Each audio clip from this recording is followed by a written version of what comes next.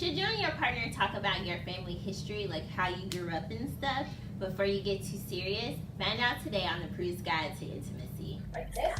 Intimacy. Yeah. What's up, people? Welcome back. Do it through a text message. You can do it through an email. What is consent even?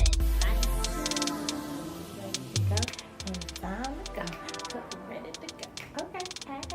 Okay. Hey.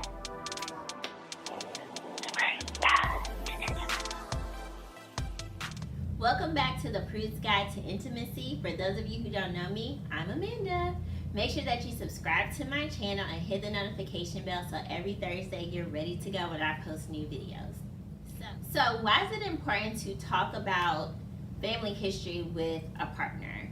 One of the reasons why is because a lot of the models that we get for relationships come from our family. So if somebody grew up in a tumultuous household or even a very loving household, how they treat you is based off of what they learned in their household.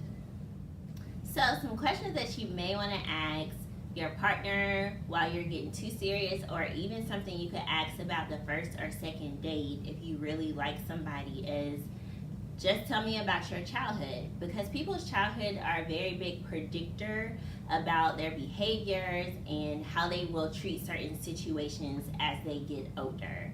So sometimes these types of questions can feel a little evasive when you first meet somebody, but what's really important is that you know what you're getting into. So if somebody had anger issues when they were a child, that's something you want to know about. How are they coping with those as an adult? Were they in a situation where they really weren't around their parents a lot, but they were raised by a guardian? If so, you want to ask, well, what was that relationship like?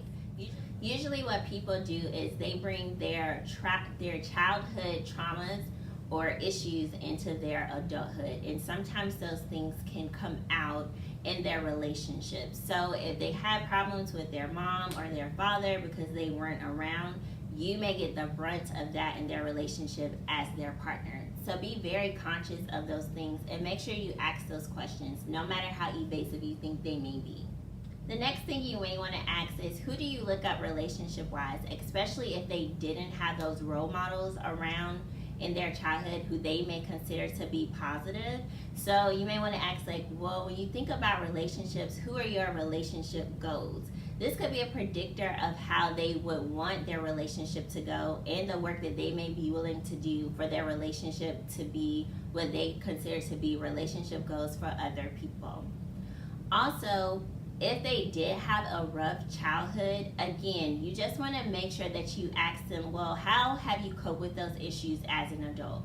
Because those things can come out later. They could project those feelings onto you and your relationship. So again, just be cognizant of people's family histories, because when you are, you can kind of understand why they act the way that they do and kind of get a picture of how they'll act in the future.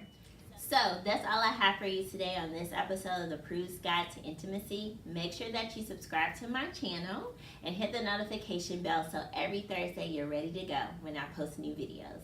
See ya. Make sure that